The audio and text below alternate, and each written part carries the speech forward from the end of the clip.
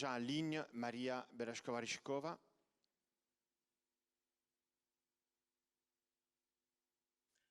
Hello, I don't know if you can hear me. Good evening, Maria. Je pense que la meilleure chose est donc de commencer. Hello, greetings from Bratislava. Bonjour depuis Bratislava. I don't see you, but I hear you. Then it's Okay. good. Je ne vous vois pas, mais je vous entends. Maria, si vous avez l'interprète disponible, nous allons continuer à parler. If you don't mind, of course. Nous allons continuer à parler en français ici avec Léa et ensuite. Voilà, je vous vois maintenant. If it's good for you. Si cela vous convient, ce sera pareil, je pense, pour notre audience ici. Avant tout, donc, on écoute et on remercie Elisa Ferreira pour avoir pensé à nous et commissaire européenne à la cohésion et aux réformes. Merci. Dear colleagues, borders. Mes chers collègues, les frontières ont toujours été en tête d'une coopération européenne. Les régions sont les laboratoires vivants de l'intégration européenne et je suis ravi de voir que vous êtes déjà en train de jouer ce rôle d'être leader, en labo leader pour le nouveau Bauhaus européen aussi. Cette vision n'est pas seulement vision d'Europe plus verte, plus durable, mais aussi l'Europe qui utilise l'innovation et la conception pour faire en sorte que la durabilité soit plus belle, plus axée sur l'humain. Autrement dit, la durabilité avec un style. Le nouveau Bauhaus européen cherche à améliorer la vie des citoyens en améliorant les bâtiments, les espaces publics, les produits, les services, les écosystèmes et ce qui est très important, les idées et les comportements. Pour engendrer ces transformations, il faut rassembler les citoyens et les gouvernements, les concepteurs, les architectes, les scientifiques, les grands penseurs à travers différentes disciplines qui travaillent ensemble pour imaginer une vie durable dans toute partie de l'Europe.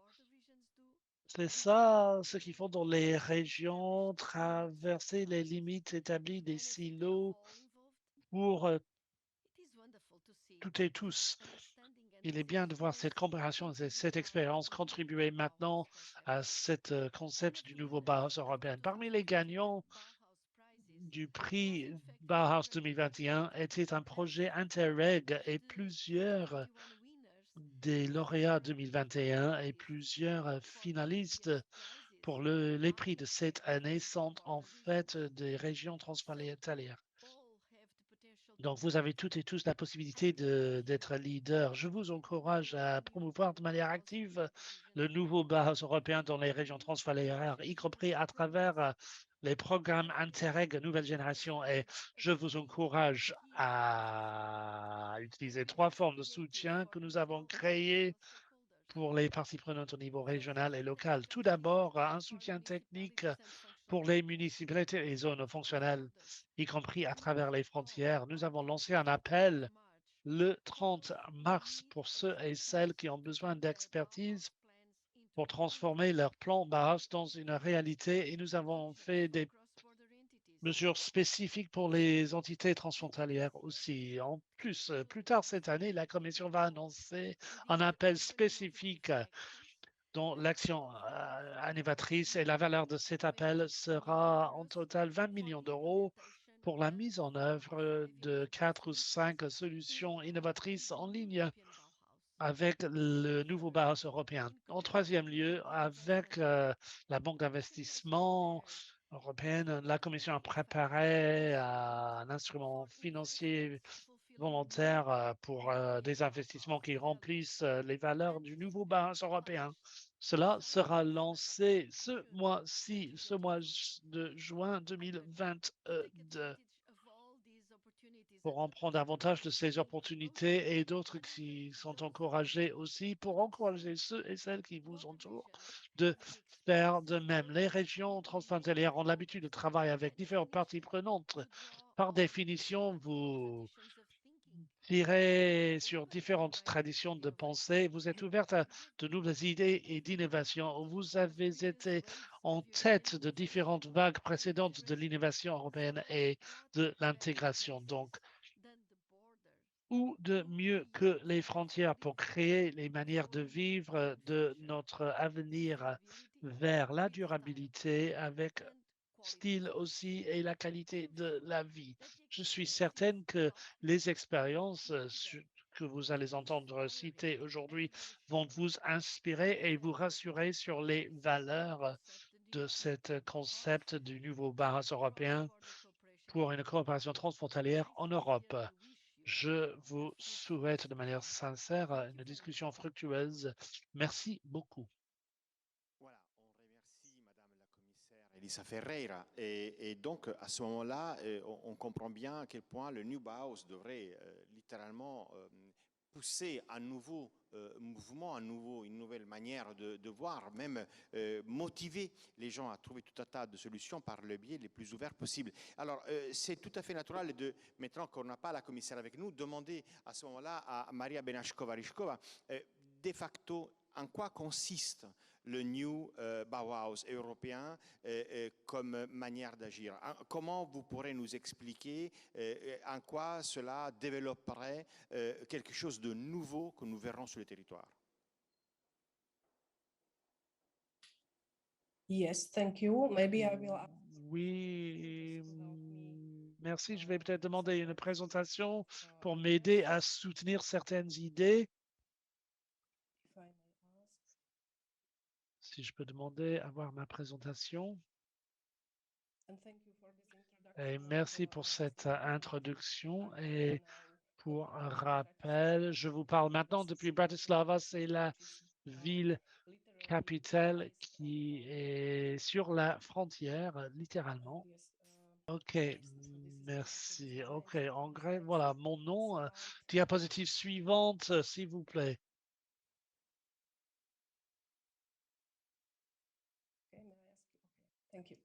Okay, so OK, it was a great introduction from donc Commissioner c'est une Ferreira. bonne présentation de Madame Ferreira et j'ai peu de temps pour parler du Bauhaus européen. Bien sûr, on pourrait en parler pendant plusieurs heures. Mais je suis aussi membre d'une table ronde et je suis dès le début partie de ce processus de co-conception de cette initiative. Donc, ce que j'aimerais souligner, c'est que bien sûr, la Commission européenne a des centres de recherche conjointes liés avec une co-conception de ce projet Connected with this name Bauhaus, with this avec ce nom Bauhaus. initiative. We always have to think about the word movement. Mais il faut toujours parler de ce mot mouvement Really managed to start a movement which comes also qui viendrait d'aspects politiques, mais maintenant plus de 400 partenaires officiels et beaucoup plus de municipalités, d'organisations commencent à se connecter avec cette initiative. Et aujourd'hui, j'ai entendu l'interprétation de municipalités qui participaient à un projet qui disait qu'il s'agit de différentes cultures, de comportements, de manières de vivre. Diapositive suivante, s'il vous plaît. Donc oui, ces trois cycles de Bauhaus européen, c'est durabilité et différentes valeurs. J'aimerais expliquer ces qualités. Il s'agit plus de style, il s'agit de culture, de valeurs qui sont très importantes lorsque nous considérons la durabilité, lorsque nous considérons la rentabilité, l'inclusion. Il est important de considérer, il y a des milliers d'années où on a construit de la culture, c'est une chose qu'on doit vraiment bâtir lorsqu'on parle de la durabilité et comment atteindre ces valeurs, bien sûr, il faut des approches trans avec une participation. Je pense que le projet European Bauhaus a démontré comment cela est possible, comment il est important d'inclure beaucoup d'individus, de Lorsqu'on parle de conception, il y a des initiatives similaires, bien sûr, depuis quelques années. Mais le Bauhaus européen, on ne dit pas qu'il s'agit d'une approche originale, mais c'est quelque chose qu'on doit développer et soutenir de notre côté. Et lorsque nous parlons des frontières, lorsque nous parlons de dualité en termes d'initiative, en termes de mouvement, lorsqu'on parle d'approche non holistique, si on parle de la ville et la nature, société et la nature, lorsqu'on parle des frontières, le climat ne reconnaît pas les frontières. Donc, on ne peut pas parler de climat d'un côté de la frontière et climat de l'autre côté à part. Diapositive suivante, s'il vous plaît. Donc, voilà, cela est lié avec ce qu'on doit construire. On doit soutenir et s'engager dans la création de différents rôles. La situation qui change on a fait face à la guerre, au changement climatique tous les jours. On doit créer différentes approches innovatrices et cette approche axée sur l'humain, une approche professionnelle pour changer les conditions. Diapositive suivante, s'il vous plaît. Voilà, cela symbolise le nouveau Bauhaus européen qui a déjà développé des outils qui sont partagés pour expliquer, pour soutenir toute cette idée. Par exemple, il y avait un festival récent qui a eu lieu à Bruxelles, mais aussi à travers le monde. Il y a différents outils, par exemple des prix qui ont déjà été cités, qui sont un bon lien vers des études de cas, vers des exemples. Quand vous allez voir dans des présentations, la dernière présentation bientôt, il y a différents outils, il y a des endroits où vous pouvez voir et participer à ces cycles. Diapositive suivante, s'il vous plaît. Voilà. Il s'agit de mon exemple personnel, mon histoire personnelle, où j'ai commencé à collaborer avec le Bauhaus européen. Je suis devenue ambassadrice. Nous sommes en 2018 où j'ai dirigé le centre de conception slovaque. On a développé un projet qui est soutenu par Interreg Slovaquie et Autriche. Et comme j'ai déjà dit, cette situation Bratislava, nous sommes une ville à la frontière. Imaginez qu'à Vienne, c'est une autre ville. Entre nous, il n'y a que 60 kilomètres et cela crée une situation unique. Donc, on s'est réunis pour créer une collaboration d'institutions qui traite de la conception avec les résultats. Comme vous voyez à l'écran, cette exposition de conception avec des exemples, des situations modèles. Diapositive suivante. Cela s'est poursuivi en différentes activités, par exemple une bibliothèque de matériel. C'est des exemples classiques de techniques durables, d'approches durables développées des matériels qui sont sûrs pour la nature, pour l'environnement. Donc, cela se poursuit dans ce projet transfrontalier en construisant cette bibliothèque de matériel. Et la diapositive suivante va vous montrer cette année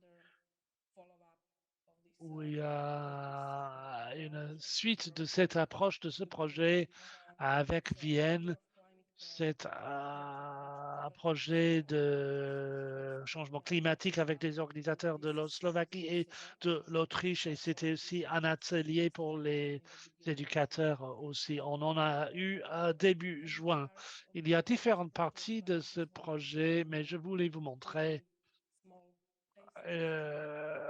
vous donner un aperçu, exemple, et merci. Et je vais passer la parole à Léa et j'ai hâte d'entendre vos questions. Merci. Merci beaucoup. Effectivement, je reviendrai vers Léa Barbier parce que après avoir vu d'où vient le schéma qui synthétise un peu ce qu'il y a derrière comme réflexion et avoir même un exemple venant d'une ambassadrice qui est quand même sortie de quelqu'un qui a travaillé sur des projets de New Bauhaus européen. La question qu'on vous pose est très simple.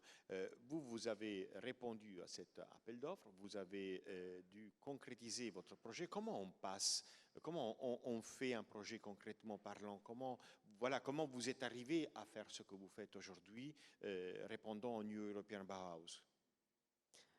Oui, bonjour à tous, merci pour l'invitation. Du coup, juste pour présenter peut-être en 2 mots qui nous sommes. Donc, moi, je suis Léa Barbier, artiste et designer au sein du collectif Faubourg 132. On a une démarche sociale du design, c'est-à-dire qu'on considère que le design est un moyen d'accéder ou en tout cas d'expérimenter des solutions pour accompagner des transformations sociales, culturelles ou écologiques. Et donc, nous travaillons autour de 2 champs de recherche qui parlent et qui font écho totalement aux engagements du New European Bauhaus et des valeurs qu'il véhicule, c'est-à-dire les valeurs de durabilité et d'inclusion et d'esthétique dans l'esthétique de l'expérience qu'on peut faire avec les gens autour des projets. J'aimerais bien avoir ma présentation si c'est possible, parce que avec des images ça peut peut-être être plus parlant. Du coup, nous on est 4 artistes et designers, on est basé à Armentières, donc près de Lille, dans la région des Hauts-de-France. Et donc on travaille autour de 2 champs de recherche qui sont la revalorisation, ou comment on peut considérer que le déchet est une ressource hors sol, c'est-à-dire une matière première secondaire pour la création d'objets, de matériaux recyclés ou de schémas de revalorisation ou de filières de recyclage. Et la deuxième chose, c'est de questionner les formes de convivialité, c'est-à-dire qu'on va à l'échelle locale d'une ville, d'une région, d'un territoire transfrontalier, on va créer en fait des sortes d'écosystèmes, des collectifs qui vont regrouper du coup nous, c'est-à-dire un collectif de designers, mais aussi des structures sociales ou des structures culturelles, des structures institutionnelles comme des mairies. Voilà. Et du coup, dans ce cadre, on a créé un projet qui s'appelle La Fraise et qui est le projet qu'on a proposé dans le cadre du New European Bauhaus Prizes 2022 et qui fait partie donc des 52 finalistes parmi 1100 projets européens qui ont été proposés dans ce cadre-là. Et alors, La Fraise est un atelier numérique mobile, c'est-à-dire que c'est une fraiseuse numérique qui permet, à partir de fichiers informatiques, de découper des panneaux de bois. C'est une technologie qui existe depuis les années 80, mais qu'on a en fait, on s'est approprié cette technologie et surtout on l'a rendue mobile. C'est pour ça aussi, je pense que ça peut être intéressant dans les questions de territoire transfrontalier. Et donc la fraise, ça a l'air d'être un outil, mais c'est surtout un moyen en fait de créer des actions à l'échelle locale. Puisque avec cet outil, on va à la rencontre du public et on propose en fait à des associations, à des mairies, etc., d'imaginer de nouveaux environnements et d'imaginer comment améliorer le quotidien des habitants. C'est-à-dire réaménager un quartier. Je vais vous montrer des exemples, ça sera peut-être aussi plus parlant. Donc avec cet outil mobile qui s'appelle La Fraise, on a par exemple on travaille beaucoup sur les questions de revalorisation et surtout de réparation. La réparation qui semblerait pertinente d'amener au premier plan avant le recyclage. Et donc on a fait ce projet qui s'appelle les ateliers recyclables. La chose importante aussi pour nous, comme je disais au début de la présentation, on parlait de faire avec, et pour nous c'est vrai que c'est une notion qui est très importante, c'est-à-dire de prendre en compte le public et de les accompagner en fait dans le développement de leur pouvoir d'agir. C'est-à-dire que les actions qu'on mène sont proposées au public gratuitement et permettent en fait de sensibiliser autour des questions de revalorisation et de recyclage. Donc là, grâce à la fraiseuse numérique, qui simplifie en fait une technique de réparation. On passe en fait une journée avec le public pour réparer du mobilier qui est issu du schéma d'élimination d'Emmaüs, qui est un organisme solidaire qui récupère en fait les objets qui sont parfois altérés. Et donc on crée ce partenariat entre public, designer et un organisme solidaire ou une ressourcerie. On a aussi imaginé ce projet qui s'appelle Zéro Chute, dans l'idée aussi, encore une fois, d'accompagner une possible transition écologique. Donc cette machine, en fait, elle nous permet non pas de découper des panneaux neufs, mais des panneaux déclassés ou des panneaux abîmés ou des panneaux qui sont issus de fin d'exposition. Donc on fait pas mal de partenariats avec soit des ressourceries, avec des institutions culturelles comme des musées. Et en fait, on propose une alternative aux déchets, donc qui sont ces panneaux de bois, par la création d'une gamme en fait de mobilier. Et puis il y avait, je vais parler peut-être que de ce projet, surtout vous m'arrêtez, Giuseppe. Oui, j'aimerais bien revenir effectivement à faire parler Maria Benashkova-Rychkova, parce que là, on a vu finalement en quoi consiste d'ailleurs ce qui a inspiré le projet, quel est le but. On ne l'a pas encore vu décliner, mis à part votre référence à la mobilité aux régions transfrontalières. Le but est plutôt de montrer l'inclusion, la soutenabilité, la durabilité, et là, vous l'avez montré parfaitement, justement, avant de recycler, réparer d'une manière inclusive par rapport à la population. Donc c'est tout à fait intéressant, mais j'aimerais bien revenir, Maria Benashkova-Rychkova. Je sais que en fait, il y a un projet qui décline tout ça à niveau de territoire transfrontalier. J'aimerais bien que vous nous en parliez, parce que la référence précise, et je retrouve ma citation, est « Design and Innovation Cross-Border Cooperation of Design, Institutional and Digital Age ». Et il est supporté par Interreg, Slovaquie-Austria, 2014-2020.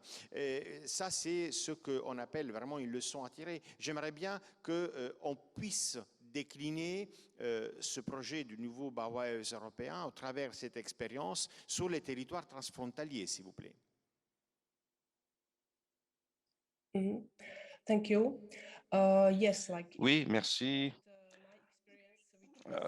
Mon expérience, effectivement, avec le travail précédent que j'ai fait avec le Bauhaus entre 2018 et 2020, je dirais, pour faire cette jonction, que nous avons appris en travaillant sur ce projet de design et d'innovation, accompagné par Interreg, Slovaquie et Autriche. Lorsqu'on parle de notions abstraites, lorsqu'on essaie d'expliquer des technologies qui peuvent apparaître comme abstraites, pas seulement au grand public, mais même à des professionnels, des experts qui n'ont pas cette expérience, eh bien, on doit se servir d'un grand nombre d'exemples, des études de cas. Et donc, cette exposition que je mentionnais, en fait,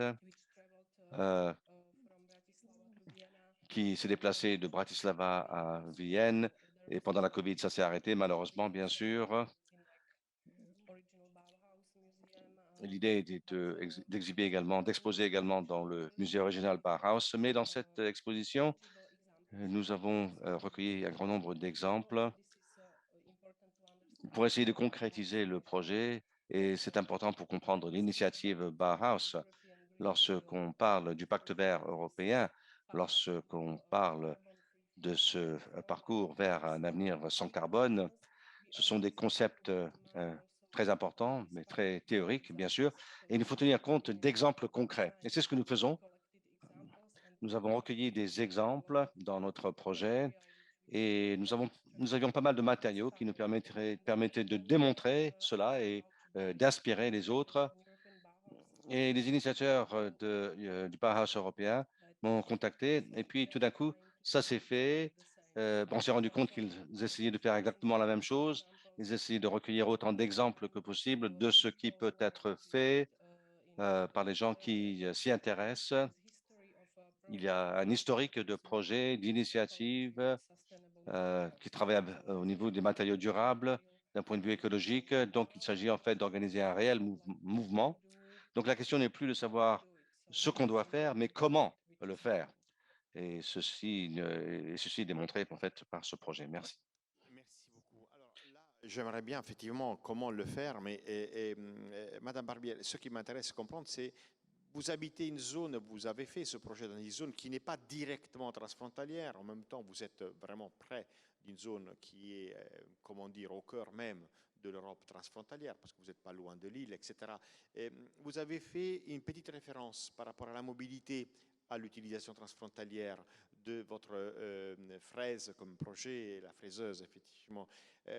Est-ce qu'il y a d'autres manières de l'utiliser? Est-ce que la mobilité est le seul moyen de le rendre utile? Est-ce que le New Bauhaus européen, à votre avis, par votre expérience directe, peut apporter quelque chose de spécifique au territoire transfrontalier, tel que vous avez pu entendre aujourd'hui par nos conversations, par nos discussions? Il n'est pas encore. Ils vont vous le. Voilà. Oui, ok. Après la journée qu'on a passée autour de notions de réplicabilité ou d'institutionnalisation des initiatives déjà présentes, pour moi et pour le collectif Faubourg 132, le grand engagement du New European Boss et des 52 finalistes du coup de ce mouvement est de trouver les moyens, en effet, comme dit Malia, de diffuser et d'essaimer en fait des initiatives qui fonctionnent à l'échelle locale, mais dans des territoires autres, européens.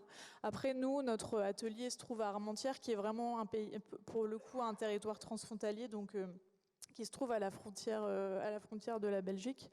Et en fait, l'idée, en tout cas, dans la rencontre qu'on a pu avoir avec les différents finalistes, c'est de trouver les moyens de créer des situations de collaboration et pas de coopération, pardon, parce que je différencie un peu les deux notions. Et l'idée, c'est de trouver comment collaborer. Et la première chose à faire, ça a été de se rencontrer. C'est ce qui s'est passé la semaine dernière à Bruxelles pendant le New European Boss Fair. Et maintenant, c'est de trouver comment réussir à diffuser ces actions. Évidemment, l'énergie de tous les créateurs est présente.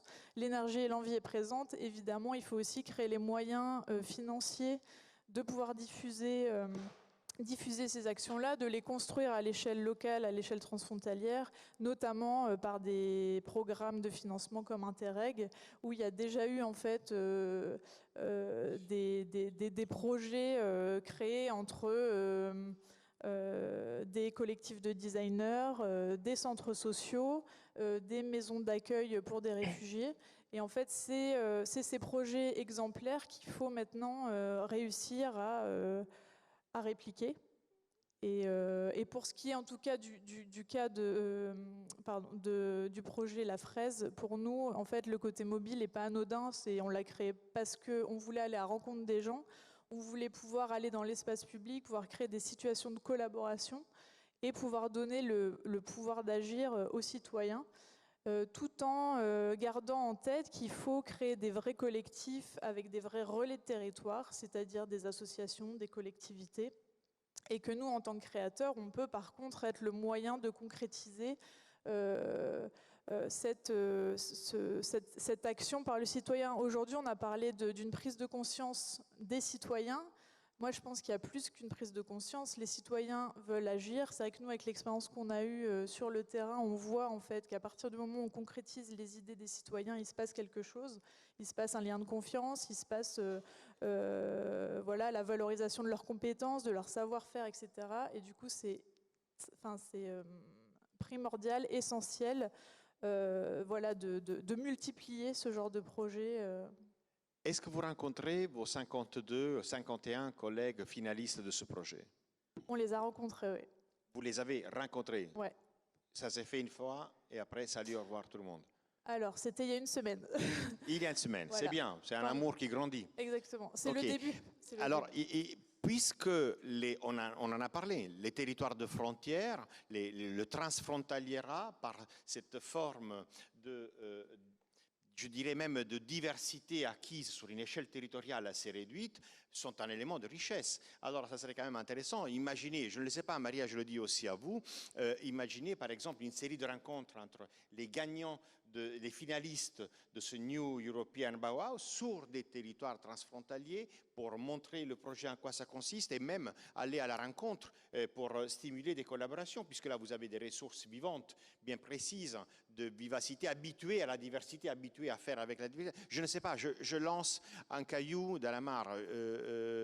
Et est-ce que c'était mon rôle? Je ne sais pas. Mais j'imagine, à vous entendre avec la pratique des techniques de design sur une situation pareille, est-ce que ce n'est pas une opportunité? Maria, vous-même, vous avez été quelqu'un qui a utilisé ceci sur un territoire de frontière entre Slovaquie et Autriche. Est-ce que c'est une mauvaise idée?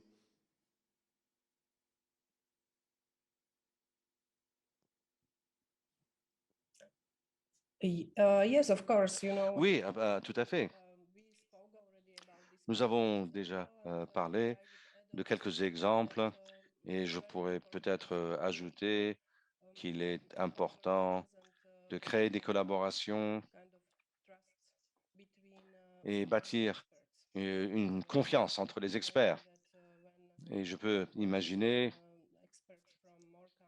que lorsque un plus grand nombre d'experts de divers pays se réunissent et se rencontrent dans une région transfrontalière, ce n'est pas nécessairement à la frontière géographique du pays, ça peut être au niveau disciplinaire, des frontières de plusieurs disciplines, si vous voulez. Donc, en ce qui concerne de nouvelles disciplines ou une interaction, ça crée toujours de bonnes idées. Et donc, certainement, je dirais que c'est une très bonne chose.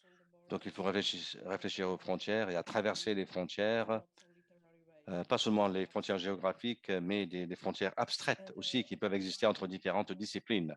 Il faut franchir ces limites. Et aussi, je souhaiterais souligner la notion de confiance qui a été évoquée lorsque je parlais de l'axe Vienne-Bratislava. Imaginez un tel axe il n'y a pas si longtemps, c'était impossible, dû au rideau de fer, bien sûr, à l'ère du communisme. Donc, on a toujours dû surmonter des problèmes de confiance et on a pu le faire, bien sûr, ces dernières décennies. Et de tels projets, je le comprends, sont peut-être encore plus importants en temps de crise et de guerre, avec la situation au niveau des réfugiés ukrainiens. Et nous avons créé, avec un autre membre de notre table ronde, Chikenban et d'autres pays, nous avons utilisé un système qui a été conçu et offert par toutes les personnes qui peuvent l'utiliser.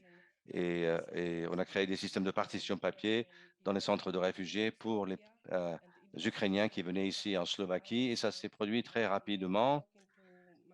Et j'en parlais déjà à mes collègues dans notre table ronde,